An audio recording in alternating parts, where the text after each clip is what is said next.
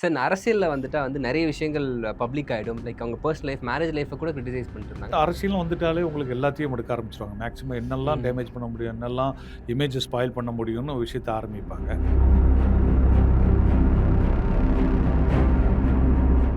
இன்னொரு ஆக்டர்ஸ் கூடயும் வச்சு த்ரிஷா அவங்க எப்படி இருக்காங்க, கூட இருக்காங்க, ஒரு ஃபங்ஷனுக்கு இப்படி போறாங்கன்றதையும் வந்து வேற மாரி பார்க்கப்படுது. இல்ல அவர் கொண்டு போனது காரணமே அரசியல் எதிரிகளுக்காக காமிக்கிறதுக்காக தான். இத வச்சு தான்டா பேச போறீங்க.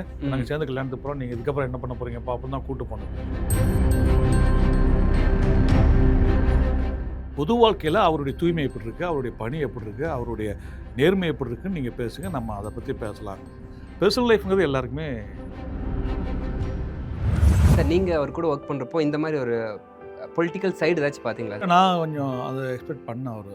ஆ இவரு அரசியலுக்கு வருவாரு எனக்கு ஒரு சப்கான்ஷியஸ் மைண்ட்ல நான் அவர அப்சர்வ் பண்ணிட்டு இருக்கும்போது எனக்கு தோணுச்சு. விஜய் நற்பணி மட்டமா மாறுச்சு. அப்ப நான் வந்து முடிவு பண்ணிட்டேன். இது வந்து எங்க அரசியலுக்கு வேதம் நிக்கும் அப்படின்னு நான் டிசைட் பண்ணேன். ஒரு சீப்பான பப்ளிசிட்டி பண்ணி தன்னை ஆடியன்ஸ் பண்ணி நிறுத்தணுங்கிற எண்ணம் உள்ள ஆள் அவர் கிடையாது. ஓகே. அவர் எப்பவுமே தானா தான் இருப்பாரு. அவருக்கு ஒரு ஹீரோவா ஒரு பெரிய ஸ்டார் ஹோட்டல்ல ரூம் போட்டிருக்கோம். மத்த டெக்னீஷியன், மத்த ஆர்டிஸ்ட் எல்லாத்துக்கும் ஒரு நார்மல் ஹோட்டல்ல போட்டிருக்கோம். அங்கேருந்து ஷிஃப்ட் ஆகி இந்த ஹோட்டலுக்கு வந்துருவாரு. ஈவினிங் வந்து எல்லார் கூடயும் கேமராமேன் எல்லார் கூடயும் உட்காந்து ஜாலியா அரட்டை அடிச்சு பேசிக்கிட்டு ட்ரெயின்ல வந்துருவாருங்க டிக்கெட்ட கேன்சல் பண்ணிட்டு.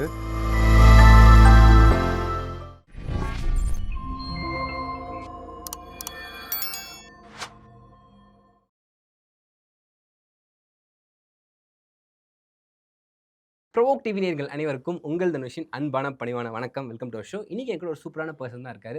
Actor cum director Venkatesh sir தான் இருக்காரு. சார் வணக்கம் சார். வணக்கம். எப்படி சார் இருக்கீங்க? நல்லா இருக்கேன், நல்லா இருக்கேன். Super sir. ரொம்ப சந்தோஷம். வாழ்க்கைலாம் எப்படி சார் போயிட்டு இருக்கு? சூப்பரா போயிட்டு இருக்கு. Super sir. தமிழ்நாட்டுல ஒரு புது மாற்றம், ஒரு புது ஆமா. புரட்சி ஒண்ணு போய்க்கிட்டு இருக்கு. உங்களுடைய ஹீரோ, எங்களுடைய தலைவரா இப்ப மாறியிருக்காரு. எவ்வளோ சந்தோஷம். எங்களுக்கு ரொம்ப சந்தோஷமா இருக்கு. பெர்சனலா உங்களுக்கு எவ்வளோ ஹேப்பியா இருக்கு சார்? எனக்கு டெஃபினட்டா ரொம்ப ஹேப்பியா இருக்கு. ஏன்னா ம். பெர்சனலா என் கூட நல்லா கனெக்ட் ஆனவரு. 3 படம் எஸ். பண்ணியிருக்கேன் யாஹ்! அவரோடன்றப்போ, அது பழைய எல்லா நினைவுகள் அவரோட பேசினது, வைச்சது அதெல்லாமே அப்படியே வந்து அன்னைக்கு அவரு பதவி ஏற்கிற அன்னைக்கு அவ்வளோ மகிழ்ச்சியா இருந்தேன் நான். உங்க படத்துல பகவதி படத்துல தான் நீங்க ஜெய் சார இன்ட்ரோடியூஸ் பண்ணீங்க. அவர் பின்னாடியே இருந்தாரு. ம். அண்ட் அவர் கூடயே இருந்தாரு.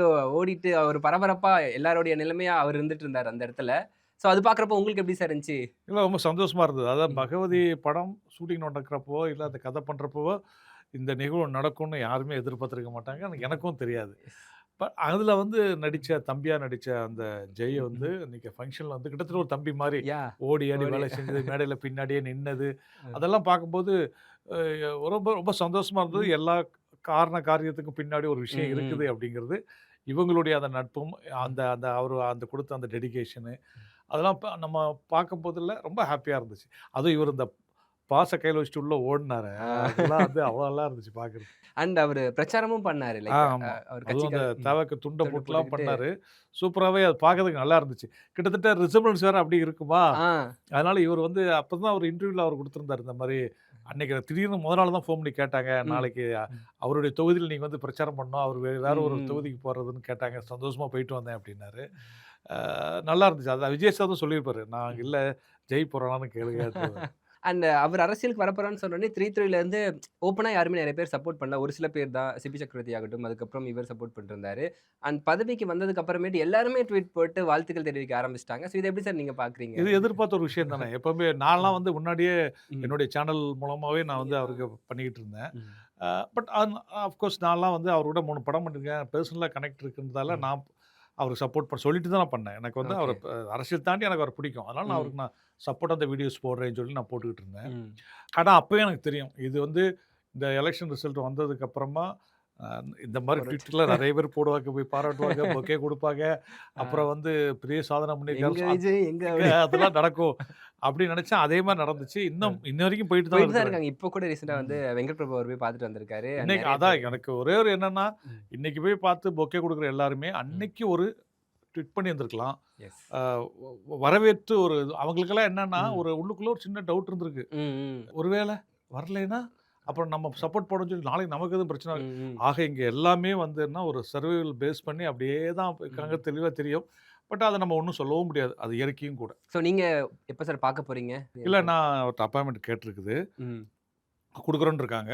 ம். அது குடுத்தோனே போய் பார்த்துட்டு வந்துருவேன் கண்டிப்பா. என்ன சார் நீங்க பேசக்கூடிய வார்த்தைகள் என்னவா இருக்கும்? சிஎம் சார் கூட இப்போ? ஃபர்ஸ்ட்டு இப்ப பாக்கும் வாழ்த்துக்கள் சொல்ல வேண்டியிருக்கும். சம்டைம் வார்த்தையே வராது. பார்த்துட்டு அப்படியே சார் வாழ்த்துக்கள் சார் சொல்லிட்டு கொஞ்ச நேரம் அப்படியே விட்டு, அப்புறம் முன்னாள் முதலமைச்சர் அவருக்கு 1008 கமிட்மெண்ட் இருக்கும். சார் இப்போ கூட ரீசென்ட்டா பெரிய டைரக்டர் ஒருத்தர் பார்த்துட்டு வந்தாரு. பேர் விக்ரமன் டக்குனு சார் விக்ரமன் சார் பார்த்துட்டு வந்தாரு. அப்போ வந்து உங்க விஜய் தான் எப்பனாலும் எனக்கு சொல்லுங்க அப்படின்னு சொன்னது வந்து அவர் ரொம்ப மலைப்பா சிஎம் ஆனாலுமே நான் உங்க விஜய் தான் சார். நீங்க எதுனாலும் என்ட்ட கேளுங்கன்னு சொல்ற தன்மைலாம் சார் நாளைக்கு அவர் பிஎம் ஆனாலும் கூட அவர் இதே தன்மையோட தான் இருப்பாரு. அவருடைய ம். இயல்பு அது. அது ஓகே. வந்து அவர் யாருக்குமே வந்துட்டு என்ன சொல்றது? இப்ப சில விஷயங்கள அவர் பண்றதெல்லாம் வந்து இவங்க வந்து வேணும்னு பண்ற மாரிலாம் இவங்க மீம்ஸ் போடுறாங்க. ம், ம், அது கிடையாது சார். அவருடைய நேச்சர் அது. இப்போ ஒரு டிஃபன் கேரியர் தூக்கிட்டு அவர் வந்து ம், போறாருன்னா, அது அவருடைய நேச்சர் அது. ம். அது பண்ணணும், இத ஃபோட்டோ எடுத்து போடணும் அப்படிலாம் அவருக்கு அந்த அந்த எண்ணம் கிடையாது. அப்படி ஒரு ஒரு ஒரு சீப்பான பப்ளிசிட்டி பண்ணி தன்னை ஆடியன்ஸ் முன் நிறுத்தணுங்கிற எண்ணம் உள்ள ஆள் அவர் கிடையாது. ஓகே. அவர் எப்பவுமே தானா தான் இருப்பாரு. நான் இப்ப தான் ஆஃப்டர் எலக்ஷன் அப்புறம் தான் அவர் வந்து பார்த்தீங்கன்னா, கொஞ்சம் ட்ரெஸ் கோடுக்கு இம்பார்ட்டன்ட் குடுக்குறாரு. ம். மத்தபடி நார்மலா உங்கள மாரி என்ன மாரி ஒரு சாதாரண ஷர்ட்ட போட்டு எல்லா ஃபங்ஷனும் போயிட்டு இருந்த ஒரு விஜய் சார் தான். அதனால வந்துட்டு அவருக்கு வந்து பிடிச்சதே சிம்ப்ளிசிட்டி தான். நெறைய இடத்துல நம்மளே ஆ பார்த்துருக்கோம். அங்கே ஷூட்டிங் ஸ்பாட்லயே படுத்திருப்பாரு ஓரமா. படுத்திருப்பாரு. ம், அ எல்லாரும் கூடயும் உட்கார்ந்து சாப்பிடுவாரு. ம். அவருக்கு ஒரு ஹீரோவா ஒரு பெரிய ஸ்டார் ஹோட்டல்ல ரூம் போட்டிருக்கோம். மத்த டெக்னீஷியன், மத்த ஆர்டிஸ்ட் எல்லாத்துக்கும் ஒரு நார்மல் ஹோட்டல்ல போட்டிருக்கோம். அங்கேருந்து ஷிஃப்ட் ஆகி இந்த ஹோட்டலுக்கு வந்துருவாரு. கேள்விப்பட்டேன். எஸ் ஈவினிங் வந்து எல்லார் கூடயும் கேமராமேன் எல்லாரும் கூடயும் உட்காந்து ஜாலியா அரட்டை ம். அடிச்சு பேசிக்கிட்டு, அப்படின்னு லைஃப்ப வந்து ஒரு எளிமையா வாழக்கூடிய ஒரு நபர். இப்ப இல்ல. நான் சொல்றது வந்து அவரு ஹீரோவான காலத்து நாளைய தீர்ப்புல பார்த்த எப்படி ஒரு சிம்ப்ளிசிட்டில மெயின்டெயின் பண்ணாரோ, அதத்தான் அவர் வந்து அவர் ஜனநாயகம் வரைக்கும் அந்த சிம்ப்ளிசிட்டில தான் இருந்தாரு. பேரும், புகழும், ஃபேன்ஸும் அவருடைய இதுவும் பெருசாச்சே தவிர, அவரு அவராவ தான் இருந்தாரு. இப்பவும் அப்படிதான் இருக்காரு. நாளைக்கும் அப்படிதான் இருப்பாரு. சார் அவருடைய சினிமா லைஃப்ல உங்களுக்கு ஒரு பெரிய பங்கு இருக்கு சார். ஏன்னா வந்து ஒரு ஆக்ஷன் ஹீரோவா வந்து பகவதின்ற ஒரு படம் தான் வந்து ஒரு கிராஃப்ட்டே மாத்திருக்கு அவரது ம். வந்து ஆக்ஷன் ஹீரோவா. அதுக்கப்புறம் தான் திருமலை, கில்லி, போக்கிரி இதெல்லாம் வந்தாலுமே அந்த பகவதின்றது தான் வந்து எப்பயுமே ஒரு ட்ரேட் மார்க்கா இருந்திருக்கு அவருக்கு. நீங்க எப்படி சார் கிராஸ்ப் பண்ணீங்க? விஜய் சார் இந்த அளவுக்கு ஆக்ஷன், பவர்ஃபுல்லா பஞ்சஸ், டயலாக்ஸ் இதெல்லாமே அவரால முடியும்னு நீங்க எப்ப சார் எத பார்த்து உங்களுக்கு அந்த ஜட்ஜ்மென்ட் எப்படி சார் வந்துச்சு? அது ஒரு படம் பார்க்க ஒரு தியேட்டருக்கு போயிருந்தேன். ம். அதுல தான் எனக்கு அவருடைய படம் தான் அது. ம். எப்பவுமே ஒரு ஒரு ஒரு ஹீரோ ஆக்ஷன் ஹீரோவா மாறணும் அப்படிங்கும்போதுன்னா, எப்படின்னா, அவரு பேசக்கூடிய ஒரு சாதாரண டயலாக்குக்கோ, இல்ல அவருடைய அப்பியரன்ஸுக்கோ தியேட்டர்ல கிளாப்ஸ் வரணும். ம். அப்பதான் அவருக்கு ஒரு ஃபேன்ஸ் வட்டாரம். அது எப்படி இருக்கணும்னா, செட் பண்ணி ஆள் அனுப்பியிருக்க கூடாது. ம். இயல்பாவே தியேட்டர்ல ஆடியன்ஸுக்கு அந்த அவருடைய உள்ள உட்கார்ந்திருக்க ஃபேன்ஸுக்கு கிளாப்ஸ் தட்டணும் அவங்க.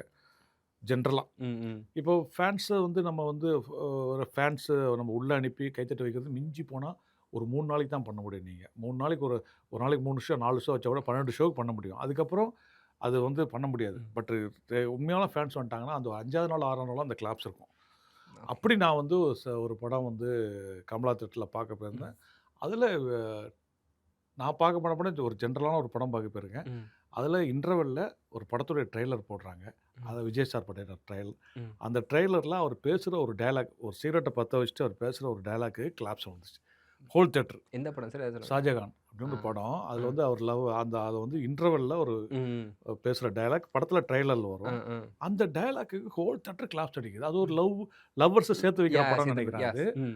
அதுல வந்து ஒரு அந் சின்ன போர்ஷன் அது சின்ன மாரி. போர்ஷன் ட்ரெய்லர்ல வர்ற ட்ரெய்லர். ஆ. ஹார்ட்டுக்கு சிகரெட்ட அப்படி போடுவாரு அதுக்கு. ம். அதுக்கு கிளாப்ஸ் விழுது தியேட்டர்ல. அப்போ யோசித்தேன். இவருக்கு ஒரு பெரிய ஃபேன் ஃபாலோவர்ஸ் வந்துட்டாங்க. ம். அப்போ இவருக்கு ஆக்ஷன் படம் பண்ணலாம். ஏன்னா, அந்த படத்துல அவர் பேசின டயலாக் வந்து ஒரு ஒன்லைனர் பஞ்ச். ம். ம். அந்த ஒன்லைனர் பஞ்சுக்கு வந்து இவ்ளோ கிளாப்ஸ் விழுதுன்னா, அப்ப இவரு வந்து ஃபேன்ஸ் உருவாகிட்டாங்க. இவர வச்சு மாஸ் கதை பண்ணலாம். அப்படின்ட்டு நான் அந்த ஸ்கிரிப்ட்ட வந்து ரெடி பண்ணிட்டு, ஃபர்ஸ்ட்டு போய் எஸ்ஏ சார்ட்ட தான் சொன்னேன். எஸ் அப்போ அவர் தான் அப்பதான் கதை எனக்கு கேட்பாரு. யா ம். எஸ்ஏ சார் கதை கேட்ட உடனே அவருக்கு ரொம்ப புடிச்சு போச்சு. ம். உடனே நான் விஜய்ட்ட அனுப்புறேன். பட் கொஞ்சம் ஹெவியா இருக்குது. அதனால அத நீங்க போய் சொல்லுங்க பார்ப்போம் ம். அப்படின்னாரு. நான் போய் விஜய் சாருக்கு பேசினேன். விஜய் சார் ஃபுல் கதைய கேட்டுட்டு, எனக்கு 1 டே டைம் குடுங்க அப்படின்னாரு. ம். சரி சார்ன்னு வந்துட்டேன். 1 டே கழிச்சு மறுபடி அவங்க அப்பா கிட்ட பேசிட்டு, திரும்ப என்னைய மீட்டிங் கூட்டாரு. போகும்போது சொன்னாரு, "கொஞ்சம் ஹெவியா இருக்குதே இந்த கதை" ம். ம். அப்படின்னாரு. நான் சொன்னேன், "ஹெவி தான் சார் இது. கொஞ்சம் இல்ல சார், நல்ல ஹெவி. ஆனா இது வந்து உங்களுக்கு வந்து ஒரு பிளாட்ஃபார்ம் போட்டு குடுத்துரும் சார். நீங்க வந்து லவ் படமா இதுவரைக்கும் பண்ணியிருக்கீங்க. முதல்ல மாஸ் கமர்ஷியலு. அதுக்குள்ள இந்த கதையில ஒரு சென்டிமெண்ட் இருக்குது. இதெல்லாம் ஆடியன்ஸ்க்கு வந்து ஃபுல் மீல்ஸ் குடுத்த மாரி இருக்கும் பக்கா சார். கமர்ஷியல். பக்கா கமர்ஷியல் ஆஸ்பெக்ட்ல கதை ம். பண்ணியிருக்காரு." அப்ப அவர் சொன்னாரு, "இந்த பஞ்சு டயலாக் இதெல்லாம் வந்து பெரிய ஹீரோஸ் பண்ற மாரி இருக்கேன். சார் நீங்க பெரிய ஹீரோ. நீங்க வந்து இன்னும் நினைச்சிட்டீங்கன்ட்டு இந்த இன்ஸ்டன்ட் சொன்னேன். நான் அந்த ஓகே.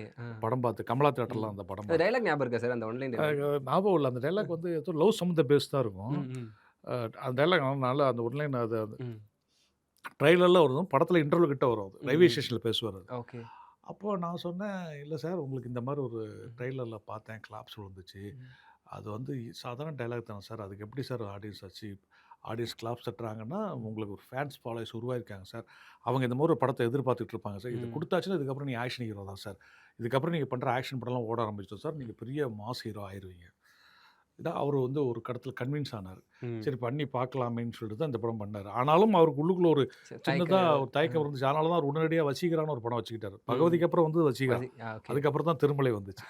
உடனே அவரு ஒரு லவ் சப்ஜெக்ட்டே வச்சுக்கணும்னு ம். வச்சாரு. பட் ஆனா இந்த படம் வந்து அவருக்கு வந்து கமர்ஷியலா நல்ல ஹிட்டு. ஆடியன்ஸ்க்கு நல்ல அந்த டயத்துல வந்து பகவதி, வில்லன், ரமணா 3ம் ஒரே ம். தீபாவளிக்கு ரிலீஸு. ஸோ 3மே நல்லா வசூல் பண்ணுச்சு. நல்ல பகவத். அது முந்தியா, இது முந்தியா, இது ஜாஸ்தியா இன்ன வரைக்கும் அதுக்கான ஒரு இது போயிட்டுருக்கும். இல்ல, இல்ல பகவதி ஓடாத படம்னு சொன்ன ஆட்களும் இருக்க தான் செய்றாங்க. சார். இல்ல, இல்ல வில்லனோட பகவதி நல்லா ஓடிச்சு. வில்லன் தான் கம்மின்னு அ ம். சோசியல் மீடியாக்கள்ல சண்டை போட்டுட்டு இருக்கிற ஃபேன்ஸ் இருக்க தான் செய்றாங்க. ஆனா வந்து 3 படமே ஓடிச்சு. அந்த இது வந்து எனக்கு அ அப்ப இருந்த விநியோகஸ்தர்கள் எல்லாமே எனக்கு ம். சொன்னாங்க. குறிப்பா திருப்பூர் சுப்ரமணியம் சாரே சொன்னாரு. இந்த ஓகே. தீபாவளிக்கு வந்து 3 படமும் ஓடுன மாரி இனி தமிழ் சினிமால அப்படி ஒரு தீபாவளி வருமான்னு தெரியாதுன்னாரு. ம். உண்மையிலேயே அதுக்கப்புறம் அப்படி ஒரு தீபாவளி வரல. ஸோ ஒரு 3 ஹீரோஸ் படம் வந்து 3மே வசூல் பண்ண படம் அந்த தீபாவளி. ஸோ அந்த படத்துக்கு அப்புறம் இமிடியேட்டா ட்ராக்கே மாறிடுச்சு ட்ராக்கே சார். மாறி தலைவர் வந்து பயங்கர மாஸ் ஹீரோவாயி, அப்புறம் தான் எல்லாருக்குமே தெரியுமே. Rest is history. ஸோ அதுதான் சார். பெரிய திருப்புமுனையா இருந்திருக்கீங்க சார். நீங்க ம். அன்றே கணித்தார் வெங்கடேஷ்ன்ற மாரிலாம் ட்ரெண்ட் ஆறீங்க. So happy sir. ஏன்னா உலகமே கொண்டாடுற ஒரு ஆக்டர வந்து வேற மாரி நீங்க அப்பவே காட்டியிருக்கீன்றது ஆமாமா. ரொம்பவே சந்தோஷம். அதுக்கு முன்னாடி நீங்க வந்து 2 படம் பண்ணீங்களா? செல்வா, நிலவே வா, நிலா வா வா நிலா பண்ணேன். 2 படம் பண்ணேன். பண்ணியிருந்தீங்க. அதுவும் ரொமான்டிக்கான ஃபிலிம்ஸ் ஆமா. தான். செல்வா வந்து கமர்ஷியல் ஆக்ஷன் தான். ம். அதாவது என்னுடைய முதல் படம் மகாபுரு பார்த்துட்டு தான் அவரு ம். என் கூட ஒரு படம் பண்ணணும்னு விரும்பி, ம். நான் வந்து அவருக்கு போய் கதை சொல்ல போயி, ம். நான் ஒரு லவ் ஸ்டோரி தான் சொன்னேன் அவருக்கு. ம். அப்ப எஸ்ஐ சார் சொன்னாரு, "தம்பி அவரு உங்களோட ஒரு ஆக்ஷன் படம் பண்ணணும்னு நெனச்சிட்டு இருக்காரு. நீங்க லவ் ஸ்டோரி சொல்றீங்களான்னாரு." நான் சொன்னேன், "சார் விஜய் சாருக்கு நான் வந்து" அப்ப நான் போறப்ப இந்த மூடு கிடையாது ஆ. எனக்கு. ஏன்னா, அப்ப அவரு வந்து பூவே உனக்காக அந்த பண்ணியிருந்தாரு. ஒரு ஸோ, லவர் "இல்ல பாய். சார் நான் ஒரு லவ்வர் பாயா தான் ம். கதை பண்ணியிருக்கேன் சார்" அப்படின்னோனே, "இல்ல, இல்ல உங்க படம் மகாபுரு பார்த்துட்டு உங்களோட படம் பண்ணணும்னு ஆசைப்படுறதுக்காகவே ஒரு ஆக்ஷன் கதை தான்." ம். ஐயோ! எனக்கு இப்ப இம்மீடியட்டா அவருக்கு ஏத்த மாரி ஆக்ஷன் கதை இல்லையே ம். சார்ன்னு, நாங்க ஒரு கதை கேட்டுருக்கோம். ம். அது அந்த டைரக்டர் குடுக்க ரெடியா இருக்காரு. ம். நீங்க அந்த கதைய வாங்கி பண்றீங்களான்னு அந்த கதைய கேட்டேன். அந்த கதை எனக்கு பிடிச்சிருந்துச்சு. அதத்தான் நான் செல்வாவா பண்ணேன். செல்வா 4ல கதை கிடையாது. அது நீங்க வந்து டைரக்ட் பண்ணி. ம். நான் டைரக்ட் மட்டும் பண்ணேன். கதை ம். வந்து வெளிய வாங்குனது. அது ம். வந்து நம்ம பின்னாளில் விஜய் வச்சு தமிழ்லன்னு ஒரு படம் பண்ணாரு ஒரு டைரக்டர். மஜீத்ன்னு பேரு. ம். அவரு குடுத்த கதை தான் அந்த கதை. ஓகே. ஸோ அந்த கதைய வாங்கி தான் நான் வந்து செல்வான்னு பண்ணேன். செல்வா பண்ணி முடிச்சதுக்கப்புறம், அது இமிடியேட்டா நான் விஜய் சார்ட்ட வந்து அவருடைய புரொடக்ஷன்ல பண்ண கதை நிலவேவா. ம். அதுதான் நான் அவருக்கு சொல்லதுக்காக போன கதை. ஓகே. அந்த கதைய அவங்க பெண்டிங் வச்சுட்டு இந்த கதைய பண்ணிட்டு, இந்த படம் ம். ரிலீஸ் ஆன உடனே அப்புறம் கதை சொன்னீங்கல்ல, அதுவே அந்த சூப்பரா அத படமா ம். பண்ணுவோம். அது own production. Vijay okay. Combines. Vijay கம்பைன்ஸ்னா விஜய் ஜோசப். ஸோ வந்து விஜய் அதுக்கப்புறம் வந்துச்சா சார் அவர் புரொடக்ஷன்ல படங்கள்? அந்த படம் தான் விஜய் கம்பைன்ஸ்ல அது ஒண்ணு தான் வந்துச்சு. அத எடுத்துட்டு அந்த படத்த மொத்தத்தையும் ம். விநியோக உரிமைய வாங்கி குஞ்சுமோன் சார் வாங்கிட்டாரு. ம். வாங்கி அவரு கேடி குஞ்சுமோன் பிரசன்ஸ்ன்னு போட்டு தான். ஆனா ம். விஜய் கம்பைன்ஸ் இருக்கும். சார் அது இப்பவும் கூகுள்ல சர்ச் பண்ணா இருக்கும். போஸ்டர் டிசைன்ல விஜய் கம்பைன்ஸ். அதுவும் உங்களுக்கு தான் சார் கிடைச்சிருக்கு. அந்த ஆமா பாக்கியமும் சார். அவரோட புரொடக்ஷன்ல ஃபர்ஸ்ட் படம் அதுதான். அதான். அதுக்கப்புறம் பண்ணல. விஜய் கம்பைன்ஸ்ல போச்சு. அதான் ஃபர்ஸ்ட் படம். ம். ஃபர்ஸ்ட் அண்ட் லாஸ்ட் அதான் சார். ஃபர்ஸ்ட் லாஸ்ட் அதான். விஜய் ஃபிலிம்ஸ்ன்னு நெனைக்கிறேன். அண்ட் தென் நடுவுல கூட நீங்க விஜய் சார் அதுக்கப்புறம் பிரியங்கா சோப்ரா வச்சு ஒரு படம் பண்றதா இருந்து மாறி ஆ அதுவும் கேள்விப்பட்டேன். ஆமா. அது ஒரு படம் ஒண்ணு பண்றதா பிளான் பண்ணி வச்சிருந்தோம். ம். அதுக்குள்ள இந்த போக்கிரின்னு ஒரு படம் வந்துச்சு இல்லையா தெலுங்குல. ம். அது அங்க ஹிட். ஒக்கடு அங்க வந்துச்சு. இங்க அது ஒக்கட்டு இல்ல. ம். போக்கிரி. கில்லிக்கு அப்புறம் தான் போக்கிரியா? போக்கிரிக்கு அப்புறம் தான் கில்லின்னு நெனைக்கிறேன். ஆமா. ஆ. போக்கிரிக்கு அப்புறம் தான் கில்லி. ம். ம். ஆ அந்த த தெலுங்குல வந்து போக்கிரின்னு ஒரு படம் வந்துச்சு. ம். அந்த போக்கிரி படத்த வந்து தமிழ்ல வந்து ரீமேக் பண்றதா டிசைட் பண்ணிட்டாங்க. ம். டிசைட் பண்றப்போ அது அவங்க ஆல்ரெடி டைரக்டர் அந்த கம்பெனில ஃபிக்ஸ் பண்ணியிருந்தாங்க. ம். ஸோ அவங்க அந்த டைரக்டரோட விஜய் சார்ட்ட வந்து போக்கிரி ரீமேக்ன்னு போனோனே, இதுக்கு வச்சிருந்த டேட்ட அப்படியே அது குடுத்துட்டாரு. So okay. நான் அந்த ப்ராஜெக்ட் பண்ண முடியல.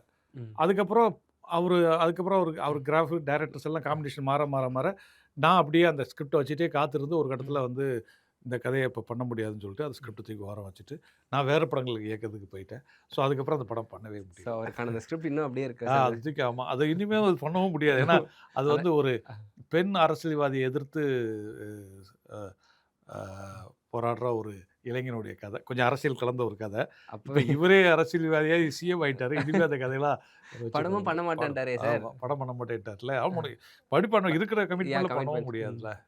சார் எவ்ளோ விமர்சனங்கள் சார். அவர் வந்து அரசியலுக்கு வரேன்னு சொன்னோனே, இவங்கலாம் வந்து கட்சியே நடத்த முடியாது அப்டின்னாங்க. கூட்டம் ஓட்டா மாறாதுன்னாங்க. 1 சீட் 2 சீட் தான் ஜெயிப்பேன்னாங்க. இவ்ளோ தாண்டி ஜெயிச்சிட்டாரு சார். சிஎம்மா இருக்காரு சார். நான் எலக்ஷன் முடிஞ்ச உடனே என் சேனல்ல வீடியோ போட்டேன். ம். அது இதத்தான் நான் சொல்லியிருந்தேன். ம். சிரஞ்சீவிக்கு கூடாத கூட்டமான்னு சொன்னாங்க. அதெல்லாம் ஓட்டா மாறுமான்னு இருக்காங்க. ம். இதே மாரி தான் விஜயகாந்த் அவர்கள் கட்சி ஆரம்பிச்சாங்க. அப்ப இதுக்கு இந்த ஒரு கூட்டம் வந்துச்சு. ம். எல்லா நடிகர்களும் கூட்டம் வரும். அது ஓட்டா மாறுமாலாம் சொல்றாங்க. ஆனா இவருக்கு மட்டும் அந்த மேஜிக் பண்ண போறாருன்னு நான் முன்னாடியே சொல்லிட்டேன். அன் இவர் வந்து ஒரு பெரிய ஒரு அரசியல் இவர் வந்து எய்தர் கிங் மேக்கரா வருவாரு. அதிகமான சீட்டு பெற்று இவர் ஆதரவு குடுக்கவங்க சிஎம் ஆகணும்னு வருவாரு. இல்ல இவரு சிஎம் ஆவார். 2ல ஏதோ ஒண்ணு தான் நடக்கும் அப்படின்னு நான் சொன்னது. சார் நீங்க அவர் கூட வொர்க் பண்றப்போ, இந்த மாரி ஒரு பொலிட்டிக்கல் சைடு ஏதாச்சும் பார்த்தீங்களா சார்? லைக் மக்களுக்கு உதவுறதாகட்டும், இல்ல ஏதாச்சும் இந்த பொலிட்டிக்கல் சைடுல அந்த சாய்டுல எக்ஸ்பெக்ட் பண்ணீங்களா? இவர் இந்த மாரி வருவாரு, இந்த மாரி இருக்கு அப்டின்ற மாரி நீங்க யோசிச்சிருந்தீங்களா சார் படம் பண்றப்போ? இல்ல நான் கொஞ்சம் அத எக்ஸ்பெக்ட் பண்ணேன் அவரு. ஆ ம். இவரு அரசியலுக்கு வருவாரு எனக்கு ஒரு ம். சப்கான்ஷியஸ் மைண்ட்ல நான் அவர அப்சர்வ் பண்ணிட்டு இருக்கும்போது எனக்கு தோணுச்சு. ஓகே. இவர் நிச்சயமா அரசியலுக்கு வருவாரு. இவருக்கு ஒரு அரசியல் மேல ஒரு அ ஆ சிஎம் ஆகணுன்ற ஆசைய நான் சொல்லல. மக்களுக்கு ஏதாச்சும். ம். மக்களுக்கு ஏதாவது ஒண்ணு செய்யணும்னு ஒரு மைண்ட்ல இருக்குது அப்படிங்கிறது. ஏன்னா, அ அவரு செல்வா, நிலவா காலகட்டத்திலேயே வந்து அவரு வந்து ஸ்கூல் பிள்ளைங்களுக்கு இலவச நோட்டு புக்ஸ் வழங்குறது, ம். யாருக்குனாலும் ஃபீஸ் கட்டுறது, அதெல்லாம் பண்ணியிருக்காருங்க. அவங்க அவங்க அப்பாவும் பண்ணியிருக்காங்க, இவரும் ம். ம். பண்ணியிருக்காங்க. ஸோ பேசிக்கலாவே சம்பாதிச்சோம், சந்தோஷமா இருந்தோம், ஒரு லாவிஷ் லைஃப் வாழ்ந்தோம்னு இல்லாம, அதுலயும் நம்ம எல்லாருக்கும் நல்லது செய்யணும், வைக்கணும்னு ஒரு எண்ணம் இருக்குது. ஏழைகளுக்கு உதவி செய்யணும்னு இருக்குது. அப்புறம் அவர்ட்ட வேலை பார்க்குற ஸ்டாஃப்ஸ்க்கெல்லாம் சொந்தமா வீடு கட்டி குடுத்து, வாடகை இல்லாம குடி வைக்கிறது.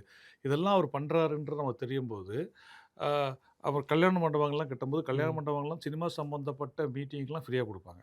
அது நமக்கு தெரியும். ஸோ இப்படி எல்லாமே இவர் வந்து ஒரு ஊருக்குள்ள ஒரு சு ந அ படத்தை தாண்டி ஒரு சோசியல் சர்வீஸ்ன்னு ஒண்ணு இருக்குது. அப்புறம் பின்னாளில் பார்த்தீங்கன்னா, அவர் ஒரு மாஸ் ஹீரோ ஆனதுக்கப்புறம் அ மந்த்லி 1 சண்டே அல்லது 2 சண்டே ரசிகர்கள மீட் பண்றது, அவங்களோட ஃபோட்டோ ஓகே. எடுக்கிறது. ம். ம். இப்படியான ஒரு விஷயங்கள் இருந்துச்சு. அப்புறம் ம். விஜய் நற்பணி மன்றமா மாறுச்சு. அப்ப நான் வந்து முடிவு பண்ணிட்டேன். இது வந்து எங்க அரசியலுக்கு போய் தான் நிக்கும் அப்படின்னு நான் டிசைட் பண்ணேன். நெறைய பேர் சொன்னாங்க 2 வருஷம் தான் ஆச்சு கட்சி ஓப்பன் பண்ணி எப்படி அவரால ஜெயிக்க முடியும்னு. ப்ரூவ்டு மட்டும் இல்ல சார். அவர் ம். வந்து இன்னைக்கு வந்து நெறைய ஒரு யங்ஸ்டர்ஸ்க்குலாம் வந்து இன்னைக்கு இருக்கிற இளைஞர்களுக்கு அவர் ஒரு ஐகான் அவர். இன்ஸ்பிரேஷன் ஆமா. ஐகான். இப்ப ஏன்னா, என்ன விமர்சனம் வந்தாலும் சரிதான். என்ன விதமான சுத்தி சுத்தி என்ன ம். ஆ. பேசினாலும் சரிதான். நீ உன்னுடைய டார்கெட்ட எய்ம் பண்ணி போயிட்டே இருந்தன்னா, நிச்சயமா அதில நீ அடைஞ்சிரலாம்.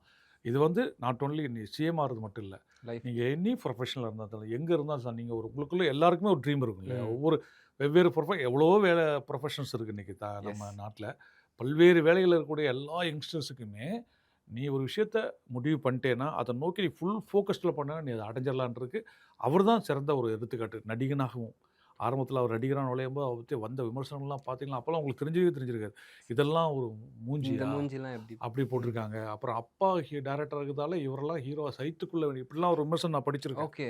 ம். அப்புறம் நான் முதல்ல செல்வான்னு படம் பண்ணும்போது என்னுடைய ம். நண்பர்கள் நெறைய பேர் என்ட்ட வந்து சினிமால இருக்கிறவங்க. ம். "ஏய் என்னப்பா நீ மகாபிரபு படம் மட்டும் போய் அவர வச்சு பண்ற?" அப்படிலாம் என்ட்ட எனக்கே ஒரு மாரி அ அதாவது கில்ட்டி ஏற்படுத்துறது. ம். தப்பு ம். பண்ணிட்டோமோ அப்படின்ற மாரி. ஆனா நான் கான்ஃபிடென்ட்டா இருந்தேன். இல்ல, இல்ல இந்த ஆள்ட்ட ஒரு ஃபயர் இருக்குது. அப்படின்னு அவர் கதை சொல்ல போகும்போது நான் அவருக்கு அவருக்கு விஜய் சார் அவருடைய பெர்சனல் ரூம்ல உட்காந்து கதை ம். கேட்குறாரு. அப்ப பார்க்குறேன் அவருடைய அந்த அந்த தன்மைய பார்க்குறேன். அவருடைய கூர்ந்த பார்வைய பார்க்குறேன். அவர்ட்ட இருக்கக்கூடிய ஸ்பிரிட்ட பார்க்குறேன். அப்ப நாங்க வந்து ஸ்டில் செஷன் ஒண்ணு வைப்போம். ம். ம். இப்பல்லாம் அந்த photo first look shoot, poster first look. எல்லாம் ஆ. பண்றாங்க இல்லையா? அத நாங்க ஸ்டில் ஷூட்ன்னு ஒண்ணு ஆ. பண்ணி நாங்க போஸ்டர் ஒட்டுவோம். ம். இன்னைக்கு எப்படி உங்களுக்கு வந்து நம்ம சோசியல் மீடியாக்குள்ள ஃபர்ஸ்ட் லுக் போஸ்டர் வருதோ, அத நாங்க பூஜை அன்னைக்கு போஸ்டரா ஒட்டுவோம். ஓகே. அதுக்கு ஒரு ஸ்டில் ஷூட் வைப்போம். ம். அந்த ஸ்டில் ஷூட்லயே அவருடைய இன்வால்வ்மென்ட் தெரிஞ்சுச்சு. போஸ்டர் டிசைன்ஸ பார்த்துட்டு, ம். அதுக்கான ஒரு எஃபர்ட் எடுக்கிறது. இதெல்லாம் பார்க்கும்போது இவரு ஒரு பெரிய ஹீரோ வருவாருன்னு நான் அப்பவே ஜட்ஜ் பண்ணேன். செல்வா டயத்துல. பகவதி டயத்துல டிசைடே பண்ணிட்டேன். அதுக்கப்புறம் அவரு பெரிய உச்சத்துக்கு போயிட்டாரு. ஆ அப்போ ஹீரோவா பெரிய உச்சத்துக்கு போயிட்டாரு. என்னாலலாம் அவர் சந்திக்க கடந்த லாஸ்ட்டா ஒரு 10, 12 வருஷம் நான் அவர சந்திக்கவும் இல்ல. ம். எங்கேயாவது ஒரு இடத்துல பார்த்தா லாங்ல நின்னு அப்படி பார்க்கறதோட சரியாது. ம். அந்த ம். அளவுக்கு நானும் ஒரு ஆடியன்ஸ் மாரி ஆயிட்டேனே தவிர அவரு அவ்வளோ உச்சத்துக்கு போனதுக்கப்புறம் சந்தோஷமா தான் இருந்துச்சு. ஒருத்தர் மனசு தான் டார்கெட்ட நெனச்சு ம். போயிட்டே இருக்கிறாருன்னு. அதே மாரி வந்து அவரு அந்த கோட் படத்துல வந்து இது எடுத்தாரு அப்பதான் செல்ஃபி எடுத்தார் சரி. இல்லையா? ம். அதுதாங்க அவருடைய முதலமைச்சர் ஆகுறதுக்கான முதல் விதை அதுதான் அந்த செல்ஃபி தான் நான் இப்பவும் சொல்லுவேன். அங்க அந்த அந்த ஒரு பஸ் மேல பஸ் ஏறி மேல ஏறி நின்னு ஒரு செல்ஃபி செல்ஃபி. எடுத்தாரே, ம். அந்த செல்ஃபி தான் ரைட் பண்ணி அந்த ஈவினிங்கே ஒரு ஆ ஐடி ரைட் நடந்து அந்த டே தான் அவருக்கு வந்து அவரு முதலமைச்சர் ஆகப் போறாருக்கு போடப்பட்ட முதல் விதை. அதுதான் இன்னைக்கு விருட்சமாயி இன்னைக்கு எப்படி சார் சொல்றீங்க அது? அது உங்களுக்கு அவரு வெளிய ஒருத்தர் வர்றாரு. ம். அவ்ளோ கிரவுடு நிக்குது. ம். அவ்ளோ பேர் தன்ன பார்க்க வந்து காத்துட்டு இருக்காங்கன்றப்போ, அந்த சந்தோஷ வெளிப்பாடு அந்த வேன்ல ஏறி நின்னு ம். அவங்கள பார்த்து கையசைச்சாரு. அதோட இது ஒரு மறக்க முடியாத ஈவென்ட் அவர் மனசுல பட போய் தான் செல்ஃபி எடுக்குறாரு. ம். ம். விஜய் சார் எடுத்த முதல் செல்ஃபி அது. எஸ். அந்த செல்ஃபி அப்பதான். எடுக்குறாரு. அப்ப பின்னாடி அவ்ளோ கிரவுடு. அவ்ளோ பேர் உற்சாகமா பார்க்குறாங்க. அப்ப அவ்ளோ ஓட்டு தானே அது. இன்னொரு விஷயம் என்னன்னா, ஆ எப்பவுமே சினிமால இருக்கிற இப்ப ஏழைகளுக்கு உதவி எம்ஜிஆருக்கு இருந்த இமேஜ் என்ன ம். ஏழைகளுக்கு உதவி செய்வாரு, கஷ்டப்படுறவங்களுக்கு. ஆனா விஜய் வந்து ஒரு மாஸ் ஹீரோன்ற இமேஜ் மட்டும் தான். அத ம். தாண்டி அவர் மக்களோட கனெக்ட் ஆனது பெர்சனல் கேரக்டர்ஸ். நீங்க சோசியல் மீடியாக்குள்ள வந்ததுக்கப்புறம் அவருடைய பெர்சனல் கேரக்டர் அவங்களுக்கு போய் ரீச் ஆயிருக்கு. ம். ஆக முழுசா நம்புறாங்க மக்கள். இவர் நல்லவர். இவர் நல்லது செய்வார். நல்லது மட்டுமே செய்வார். நம்பினவருடைய வெளிப்பாடு தான் இன்னைக்கு இந்த அரசியல்ல அவர் பூர்ந்ததும், அவர் ஜெயித்தது, இன்னைக்கு அவர் சிஎம்மா இருக்கிறதும். சார் நீங்க சொன்ன மாரி நெறைய கிரிட்டிசிசம் சார். எத்தன கிரிட்டிசிசம் பண்ண சின்ன சின்ன விஷயங்களுக்கு அவ்ளோ கிரிட்டிசிசம். பெர்சனல் லைஃப்ல அத்தன கிரிட்டிசிசம். ம். அதெல்லாம் தாண்டி வந்திருக்கப்போ, லைக் ஜெனரலா நீங்க பார்க்குறப்போ அவரு சில பேர்லாம் ரியாக்ட் பண்ணிருவாங்க. ஏதாவது பேசிருவாங்க. அவர் எதுவும் பேசாம தனக்குள்ளேயே வச்சுக்கிட்டு, அது ஒரு கான்சன்ட்ரேட்டராவே இருந்தாரு. அப்ப இருந்தே அப்படிதானா சார்? எந்த ஒரு ஆ பிரச்சனை அது வந்தாலும் அப்ப இருந்தே ம். அப்பதான். எனக்கு நான் அவர் கூட பழக ஆரம்பிச்ச டயத்துல இருந்தே, அது ஒரு பெரிய குணம். நம்ம அத நான் ம். அத நான் நானும் அத சில இடத்துல அடாப்ட் பண்ணி பார்ப்பேன் முடியாது. ஏதாவது ஆனா ஒண்ணு சொல்லி நம்ம அ இல்லையே அது ஆ அப்படின்னு வெளில வந்துரும். நம்ம நமக்கு அறியாமலே நமக்கு வந்துரும். ஒரு ம். ஒருத்தரால ஒரு கோவத்த கூட சாஃப்ட்டா தான் காட்ட முடியும் அப்டின்னா, ம். அதுவே ஒரு பெரிய அவ அஃப்கோர்ஸ் அவரும் ஒரு ஒரு ஹியூமன் பீயிங்ன்றதால ம். சில சமயங்கள்ல தன்னையே மீறி பஸ்ட் அவுட் ஆவாரு. அப்போ வந்து ம். நீங்க பார்த்துருப்பீங்க. அந்த பிரபுதேவாவுடைய ஒரு பிரஸ் மீட்ல பிரஸ் வந்து மீட்ல சைலன்ஸ் சைலன்ஸ் அப்படின்னு கத்துவார்ல. ம். அதுதாங்க அந்த அந்த டோன் தான் அவருடைய அதிகபட்சமான கோவத்துன்னு வரக்கூடிய. அந்த சவுண்ட் கேட்டுச்சுன்னா தான் ம். அவர் உச்சபட்ச கோவத்துல இருக்காருன்னு நம்ம கண்டுபிடிச்சுக்கலாம். ஓகே. மத்தபடி அமைதியாயிருவாரு. அவருடைய கோவம் எப்படின்னு கேட்டீங்கன்னா, அமைதியாயிருவாரு. ஆ அது உங்க மேல கோவம் அப்படின்னா, உங்கள ஐ கான்டாக்ட் பண்ண மாட்டாரு. உங்கள்ட்ட ஒரு வார்த்தை பேச மாட்டாரு. நீங்க கேட்கறதுக்கு மட்டும் ஒரே வார்த்தையில பதில் சொல்லிட்டு அமைதியா இருந்துருவாரு. அப்பவே தெரிஞ்சிரும் அவர் கோவத்துல இருக்காரு அப்படின்னு. அது கொஞ்சம் கொஞ்சமா குறைஞ்சு அவர் நார்மலானா, திரும்ப நார்மலா பேச ஆரம்பிச்சுருவாரு. பஸ்ட் அவுட் பண்ற அளவுக்கு நீங்க பண்ணா தான் அந்த சைலன்ஸ் ரேஞ்சுல வரக்கூடிய கோவம் வரும் அவருக்கு. அது ரொம்ப ரேர். ஓகே. ரொம்ப 100க்கு 100 கூட சொல்ல முடியாது. 1000த்துல ஒரு தடவ நீங்க அப்படி பார்த்துருக்கீங்களா சார் அந்த மாரி எப்பயாச்சு? அப்படி நான் அ அந்த அ அந்த அந்த சைலன்ஸ் கோவத்தலாம் நான் பார்த்ததே கிடையாது. ஆனா இந்த இந்த கோவத்த பார்த்துருக்கேன். அந்த அ அமைதியா இருக்கிறது, பேசாம ஐ இருக்கிறது, கான்டாக்ட் குடுக்காம. ஐ கான்டாக்ட் குடுக்காம இருக்கிறது, ம். அ அவாய்ட் பண்றதெல்லாம் வந்து ம். கோவத்துல இருக்காரு அப்படின்னு அர்த்தம். யார் சம்மந்தப்பட்ட கோவத்துல இருக்காங்களோ அவங்க கூட தான் அத பண்ண மாட்டாரு. மத்தபடி ரொம்ப ஸ்வீட் நேச்சர் அவரு. எல்லார்ட்டயும் ஜாலியா இருப்பாரு. அதுவும் பிடிச்சு போச்சுன்னு வச்சுக்கோங்க, அவங்கள்ட்ட அவர் இருக்கிற மாரி கலாட்டா பண்ற மாரி ஃப்ரீயா இருக்கிற கேள்விப்பட்டிருக்கேன் நெறைய பேர் சொல்லி. இது அப்படி இதே முடியாது. எனக்கெல்லாம் அவரு அந்த மாரி நெறைய அனுபவம் இருக்கு. ஓகே. அவ்ளோ ஜாலியா இருப்பாரு. நமக்கே ம். இல்ல, ஐயோ! நம்ம ஒரு பெரிய ஹீரோவோட இப்படி பழகிட்டு இருக்கோமே! அப்படின்னு போக்கு நமக்கே ஒரு மாரி இருக்கும். ஆனா அவர் ரொம்ப இதா இருப்பாரு. ரொம்ப ரெஸ்ட்ரிக்ட்டே ம். இல்லாம ஜாலியா இருப்பாரு. நமக்கு தான் உள்ளுக்குள்ள நம்மள அறியாம நம்ம ஒரு விஜய் சார்ன்னு ஒரு இமேஜ் போயிட்டே இருக்கும் இல்லையா? அது நெறைய இருக்கும். ஏன்னா ட்ரெயின்லலாம் வந்துருவாருங்க. டிக்கெட்ட கேன்சல் பண்ணிட்டு, ஓகே. எல்லாம் ட்ரெயின்ல போறோம்னோன்னா, ம். எனக்கு ஃப்ளைட் வேண்டாம். நான் இவங்களோட ட்ரெயின்ல வரேன். ட்ரெயின்ல வருவாரு. அ ரொம்ப ஒரு ஒரு ஒரு நல்ல ஒரு கேரக்டர். அதான் இப்ப இவ்ளோ தூரம் அவரோட நினைவுகள் பேசுறேன்னா அப்போ பார்த்துக்கோங்களேன். 3 படங்கள் எவ்ளோ நினைவுகள் அவர் பத்தி இன்னுமே அத பேசுறப்போ உங்க ஃபேஸ்ல ஒரு மகிழ்ச்சி இருக்குன்றப்போ அ எந்த அளவுக்கு ஒரு பழகியிருக்காருன்னு தெரியுது. ஸோ தென் அவருடைய கிராஃப்ல வந்து அவங்க அப்பா பெரிய போர்ஷன் இருக்காரு. ஏன்னா, அவர் தான் வந்து சின்ன வயசுலேருந்து எப்படியாச்சும் நடிக்க வைக்கணும்னு கொண்டு வந்தாரு. நடுவுல அப்பாக்கும் பையனுக்கும் ஒரு பிரச்சனைகள் ஏற்பட்டுச்சு. ஸோ துப்பாக்கிக்கு அப்புறமேட்டு வந்து அப்பா கிட்ட சரியா பேசுறதில்ல. அவர் மேல கேஸ் அந்த மாரி நெறைய விஷயங்கள் போயிட்டு இருந்துச்சு. ஸோ நீங்க கூட இருந்தீங்க. ஸோ என்ன ஆச்சு சார்? எந்த மாரி அது விஷயங்கள்? ஒண்ணுமே கிடையாதுங்க. அது ம். நார்மலா வந்து அவங்க அப்பா மேல ரொம்ப அக்கறை உண்டு. ம். யாரோ அவங்க அப்பா குறை சொன்னாலும் அவருக்கு பிடிக்காது. இதெல்லாம் வந்து சொன்னா யாருக்காவது எத்தன பேருக்கு தெரியும்? ம். இந்த நிமிஷம் வரைக்கும் அவருக்கு அப்பா பத்தி யாரோ குறை சொன்னாலும் அவருக்கு பிடிக்காது. அவங்க அப்பா ஓகே. அவருக்கு வந்து ஸ்பெஷல். ம். அதுல எந்த மாற்று கருத்து ஆனா என்னன்னா, அவங்க அப்பா மேல அக்கறையா இருப்பாரு. ம். இப்ப நீங்க இருக்கீங்க. இப்ப வந்து உங்களுக்கு உங்களுக்கு வந்து உங்க உங்க வீட்ல உங்க அப்பா மேல அக்கறை இருந்தா, இப்ப சப்போஸ் ம். ஏதோ ஃபுட் சாப்பிடக்கூடாதுன்னு உங்க அப்பா டாக்டர் சொல்லியிருக்காங்கன்னா, நீங்க என்ன சொல்லுவீங்க? அப்பா அத சாப்பிடாதம்பீங்க. ம். ரொம்ப உங்க அப்பா போய் அத சாப்பிட்டா என்ன சொல்லுவீங்க? அப்பா சொல்றாங்கல்ல சாப்பிடக்கூடாதும்பீங்க. ம். அதே மீறி போனா என்ன பிடுங்கிருவீங்க. ம். பார்க்குறவங்களுக்கு என்ன இருக்கும்? ஐயோ! சாப்பிட்ட சாப் அப்புறம் தட்டப்படு ஆ. ஆனா நீங்க அக்கறை. ஓகே. அதுதான் விஜய் சாருக்கு. விஜய் சார் பொறுத்தவரைக்கும் என்னன்னா, அவரு அப்ப இருந்தே அவங்க அப்பா, "அப்பா நீங்க ரெஸ்ட் எடுங்க. அப்பா நீங்க அதிகமா ஸ்ட்ரெயின் ம். பண்ணாதீங்க." ஆனா எஸ்ஏ சார் அப்படியே கான்ட்ராஸ்ட். எஸ்ஏ சாருக்கு ஃபுல் ஆக்டிவா இருக்கணும். அவர் ஏதோ ஒரு ஆக்டிவா ஏதோ ஒண்ணு பண்ணிட்டே இருப்பாரு. அவருடைய நேச்சர் அது. ம், ம். இவரு எப்ப ரெஸ்ட் எடுங்கம்பாரு. அப்புறம் இவரு அரசியலுக்கு வர்றப்போ வந்து அப்புறம் சினிமால வந்து துப்பாக்கிக்கு அப்புறம் வந்து என்னன்னா, எஸ்ஏ சார் வந்து ரொம்ப பிரின்சிபல் மேனு. ம். அவர் வந்து எல்லாத்தையும் சிஸ்டமேட்டிக்கா இருக்கணும் விரும்புவாரு. பங்க்சுவலா இருக்கணும் இருப்பாரு. அப்படி ஒரு பிரின்சிபல் அவரு. ம். விஜய் சார் அப்படின்னா சினிமால அப்படி இப்படி தான் இருக்கும். அட்ஜஸ்ட் பண்ணி தான் போகணும் ம், அப்படிங்கிறது. அப்ப ம். துப்பாக்கிக்கு அப்புறமா வந்துட்டு அவரு வந்து, "அப்பா நீ கொஞ்சம் அ அ ரெஸ்ட் எடுங்க. நான் பார்த்துக்கிறேன். எனக்கு எல்லாமே" ஏன்னா விஜய் சார பொறுத்தவரைக்கும் எஸ்ஏ சாரும் துப்பாக்கி வரைக்கும் எல்லாத்தையும் பார்த்துக்கிட்டு இருந்தாரு. விஜய் சாருக்கு மெச்சூரிட்டி வந்துச்சு. விஜய் சார் பெரிய ஆள் ஆயிட்டாருன்றத எஸ்ஏ சார் வந்து அவர் பையனாவே இன்னும் பார்த்துக்கிட்டு இருந்தாரு. சின்ன பையனாவே என்ன எஸ்ஐ சாருக்கு வந்து அப்புறம் எல்லாம் நானே எல்லாத்தையும் ம். பார்த்துக்கிறேன். எனக்கு ஹவ் டு டீல் த பீப்புள்ன்னு எனக்கு நல்லாவே தெரியும் அப்படின்னு அவர் வந்து அவங்க அப்பா ரெஸ்ட் எடுக்க தான் சொன்னார். அதுமாரி அரசியல்ல இவர போய் ஒரு கட்சி ஆரம்பிக்கும்போது அது வந்து ம். அப்ப வேண்டான்னு சொல்லும்போது இவர் இல்ல திஸ் இஸ் த ரைட் டைம்னு ஒரு அப்பாவா இவர் சொல்ல, ம். அத நான் பார்த்துக்கிறேன். நீங்க இப்ப போய் எதுவும் பண்ணாதீங்க ம். அப்படின்னு சொல்லி அவருக்காக அவர் வந்து வழக்கு போட்டது வந்து என்னுடைய பேரர் கட்சியை நான் மட்டும் தான் தொடங்கணும்னு ஒரு ஐடியா வச்சிருந்தாலும் அத ம். செஞ்சே ம். தவிர, அவசரப்பட்டு போய் எதுவும் பண்ணிறக்கூடாதுன்னு சொன்னா அவமானப்படுத்துற நோக்கம் கிடையாது அவருக்கு. அத வந்து பண்ணாரு. அதுக்கப்புறம் அவர் அப்பா மேல அன்பு வச்சிருக்கின்றத அவரு 5 தடவ ஆடியன்ஸ்க்கு ப்ரூவ் பண்ணிட்டாரு. ஃபர்ஸ்ட்டு மாநாடு அப்படியா? போடும்போது அப்பாவ ஆ. கூட்டி மேடையில உட்கார வச்சு பிளெஸ்ஸிங் வாங்கினாரா? ம். ஆடியோ ரிலீஸ் பண்ணும்போது அப்பாவ அப்பா கூப்பிட்டு அம்மா எங்கன்னு கேட்டு அதெல்லாம் பண்ணிட்டு நம்ம எஸ். பார்த்துருக்கோமா? அப்புறம் இதுலயும் சிஎம் ஆனதுக்கப்புறம். பண்ணாரு. அப்புறம் சிஎம் ஆகும்போது முன்னாடி வீட்டுக்கு உட்கார போய் வச்சு பிளெஸ்ஸிங் வாங்கினாரு. ஓட்டு ரிசல்ட் வரும்போது அப்பா அம்மாவை அப்பா பார்த்து வந்து பிளெஸ்ஸிங் வாங்கிட்டு வந்தாரு. ஸோ சரிங்க. எப்பவுமே அவர் வந்து அவங்களுடைய பெற்றோர்களுக்கு அதுவும் ஒரு பெரிய ரோல் மாடல் தான் சொல்லுவேன் நான். ம். ம். வெற்றி பெற்றோன முதல்ல போய் பிளெஸ்ஸிங் வர்றது அப்பா அம்மாட்ட. அவர் 2 பேருமே கைய போட்டு ஃபோட்டோ எடுத்தாரு, வச்சாரு. என்ன பொறுத்தவரைக்கும் வந்து அவர் வந்து இந்த நிமிஷம் வரைக்கும் அவங்க அப்பா மேல ரொம்ப அன்பும் பாசமும் வச்சிருக்காரு. அதேமாரி அவங்க அம்மா மேலயும் ரொம்ப அன்பும் பாசமும் அவருக்கு எப்பவுமே உண்டு. மத்தபடி அப்பா புள்ளைக்கு வந்து அடிக்கடி அதுக்கு சிங்கிக்கிறது, சண்டை போடுறது எல்லா வீட்லயும் நடக்கிறது தானே. சார் இந்த அரசியல்ல வந்துட்டா வந்து நெறைய விஷயங்கள் பப்ளிக் ஆயிடும். லைக் அவங்க பெர்சனல் லைஃப், மேரேஜ் லைஃப்ப கூட கிரிட்டிசைஸ் பண்ணிட்டு இருந்தாங்க. ஸோ அதெல்லாம் பார்க்குறப்போ உங்களுக்கு எப்படி சார் இருந்துச்சு? லைக் அதான் அது வ ம். அது வந்து எல்லாருக்குமே அப்படி ஒரு விஷயம் வரக்கூடிய விஷயம். ம். நீங்க அத போய் அரசியல் ஆக்க வேண்டிய அவசியம் இல்லைங்கிறத பத்தி நானும் ஏற்கனவே ஒரு தடவ பேசியிருக்கேன் அது. ம். அ ப பட் அரசியல்னு வந்துட்டாலே உங்களுக்கு எல்லாத்தையும் எடுக்க ஆரம்பிச்சுருவாங்க. மேக்ஸிமம் என்னெல்லாம் ம். டேமேஜ் பண்ண முடியும், என்னெல்லாம் இமேஜ ஸ்பாயில் பண்ண முடியும்னு ஒரு விஷயத்த ஆரம்பிப்பாங்க. பட் அது எல்லாமே எல்லாத்துக்கும் வர விஷயம். அது மாறக்கூடிய விஷயமும் அதான். அதாவது வந்து என்னன்னு கேட்டீங்கன்னா, நாளைக்கு உண்மையிலே சப்போஸ் வந்து எல்லாம் சுமூவ் அதையும் இந்த சமூகம் அ அரசியலா விமர்சிக்க தான் செய்வாங்க. ம். என்ன பொறுத்தவரைக்கும் இது வந்து என்னோட தனிப்பட்ட முறையில கணிப்பு. இது ஒரு தற்காலிகம் தான். ம். ம். நாளைக்கு பாருங்களேன் எல்லாமே சுமூகமா முடியும். சுமூகமாவே நடக்கும், சுமூகமாவே முடியும். அ இது ஒரு தற்காலிகமான ஒரு அவரு குடும்பத்தில வரக்கூடிய சின்ன சின்ன பிரச்சனையே தவிர, அத வந்து அரசியல் பண்ண வேண்டிய அவசியம் இல்லைங்கிறத நான் சொல்லிட்டு இருக்கேன். நான் ஏற்கனவே இத சொல்லிட்டேன். இப்ப மீண்டும் என்ன சொல்றேன்னா, நிச்சயமா இதுவும் அ சுமூகமான ஒரு சூழல்ல போய் தான் சந்தோஷமா இருக்கும் பாருங்களேன். இன்னொரு ஆக்டர்ஸ் கூடயும் வச்சு த்ரிஷா அவங்க எப்படி இருக்காங்க, கூட இருக்காங்க, ஒரு ஃபங்ஷனுக்கு இப்படி போறாங்கன்றதையும் வந்து வேற மாரி பார்க்கப்படுது. அவங்களுக்குள்ள என்ன வேணா இருக்கலாம். அது செகண்டரி.